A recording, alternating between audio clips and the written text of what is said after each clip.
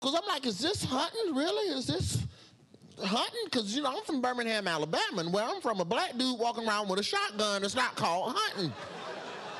It's called probable cause. I was nervous. Roy Wood Jr. is on a roll.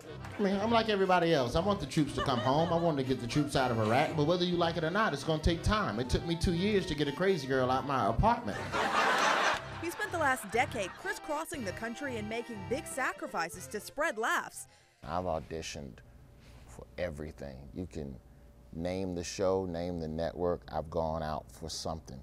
Anything with a black person in it, I probably auditioned for. But his performance tonight may be before his biggest audience yet. I can't go home. Home's where my wife is. She's a beautiful woman, but if you stare at her long enough, her hair turns to snakes. Last year, Roy got a call saying he'd been cast in a television pilot for a show called Sullivan Son.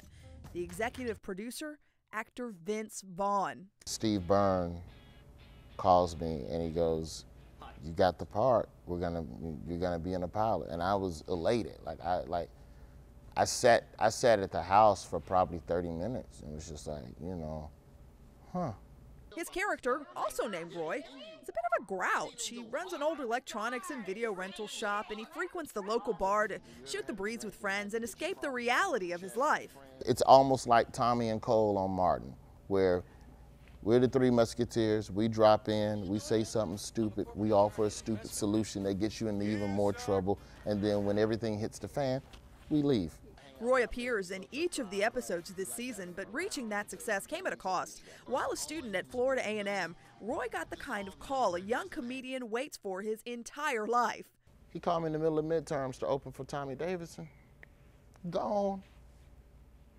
Flunked everything.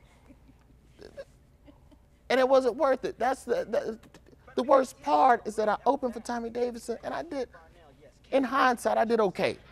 But in my brain at the time, I demolished. Oh, Tommy, did you see me? No, I didn't, brother. But I heard him laughing. Do your thing. And he walked off. I'm like, I almost flunked out of college for you.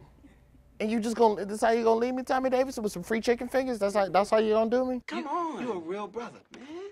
I am real. Oh, man. Hit! Gotta get out of here, man.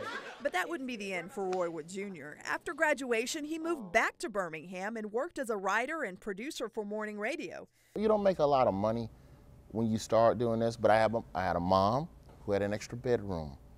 So, pow. He began traveling the country, appearing on late night shows, growing his career. Then one day, another call saying TBS was picking up Sullivan Son for 10 episodes. Steve basically said, hey, we're making a TV show. And he hung up in my face. A dream moment for any comedian, but still just another springboard for Roy Wood Jr. Yeah, I'm excited. Yeah, I feel blessed, but I would rather sit in a corner and figure out, how can I make this work for me? Okay, now that I am on a show, how can I parlay that into a movie? How can I parlay that into a meeting with a network exec? And he won't even get to see the premiere tonight. He and the other comics have set out on a multi-city comedy tour promoting the show. I'll actually be on stage in New York City when it airs, but I'll get back to the hotel room and make sure I catch the rerun at midnight. The smile of a man who's now reaping the reward of his hard work, and through it all, remembers one thing. It's important to really love what you do. And if you don't love what you do, you're wasting time on this earth, and it's your time. You're not wasting anybody's time but your own. I'm gonna kick back in the corner, drink, relax, and laugh.